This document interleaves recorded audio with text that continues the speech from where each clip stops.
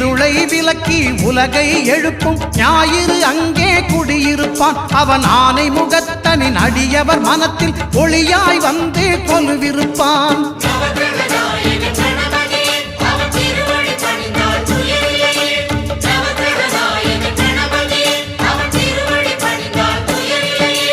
ஒன்பது கோளும் ஒன்றாய் காண